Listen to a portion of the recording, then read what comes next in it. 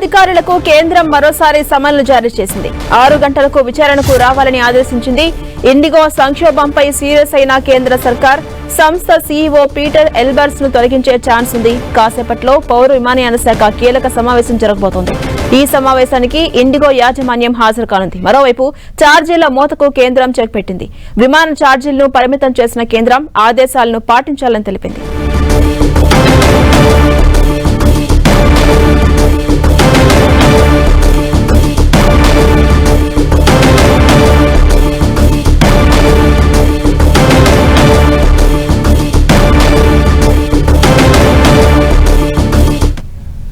ఇదే అంశంపై మరింత సమాచారం తెలుసుకునే ప్రయత్నం చేద్దాం. మా ప్రతినిధులు అందుబాటులో ఉన్నారు. ఢిల్లీ నుంచి గోపి, అదేవిధంగా హైదరాబాద్ నుంచి కిరణ్. ముందుగా ఢిల్లీ నుంచి గోపి మరిన్ని వివరాలు అందిస్తారు. గోపి, ఇండిగో అధికారులకు కేంద్రం మరోసారి సమన్లు జారీ చేసింది.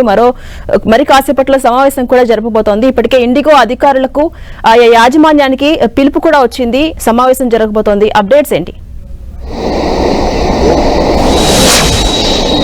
జన్సురాలు 6 గంటలకు ఇండిగో సంబంధించిన అధికారులకు 6 గంటలకు విచారణకు హాజరు కావాలంటూ కూడా కేంద్ర ప్రభుత్వం సమన్లు జారీ చేయడం జరిగింది. ఇండిగో సీఈఓ పీటర్స్ ని కూడా తొలగించే అవకాశాలు ఉన్నట్టుగా కూడా తెలుస్తుంది. అయితే ఇండిగో సంక్షోభం తర్వాత దేశవ్యాప్తంగా కూడా అనేక ఎయిర్పోర్ట్లలో ప్రజలు పడుతున్న ఇబ్బందులు, వాళ్లకు తలెత్తుతున్న సమస్యలు, వీటిపైన కూడా ఇండిగో కొంత నిర్లక్ష్యంగా వ్యవహరించిందనే దాంతో ఇప్పుడు కేంద్రం కొంత సీరియస్ గా తీసుకోవడం జరిగింది.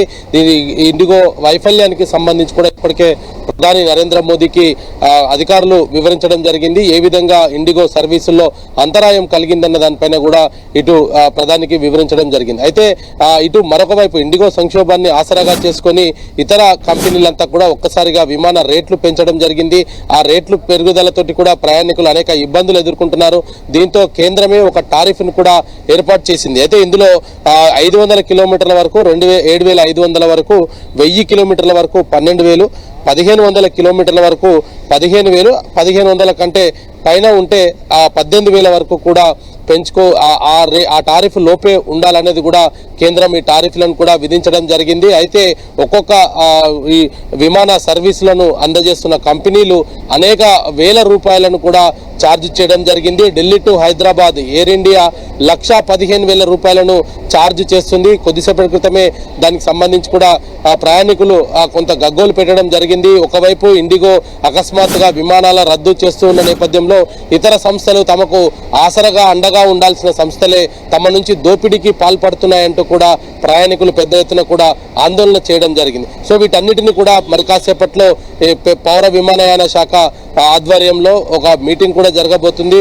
దీనికి ఇండిగో ప్రతినిధులను కూడా రమ్మన్నారు.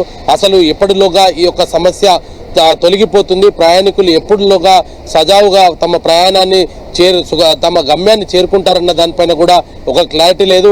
ఈరోజు మనం మధ్యాహ్నం కూడా చూసాం, ఢిల్లీ ఎయిర్పోర్టులో ఇండిగో సంస్థకు సంబంధించిన ప్రతినిధులు మంగళవారం వరకు కూడా సర్వీసెస్ అందుబాటులో లేవు అనేది కూడా చెప్తూ ఉండడం చూసాం. ప్రయాణికులు రోజుల తరబడి ఎయిర్పోర్ట్లోనే పడిగాపులు కాస్తున్నారు.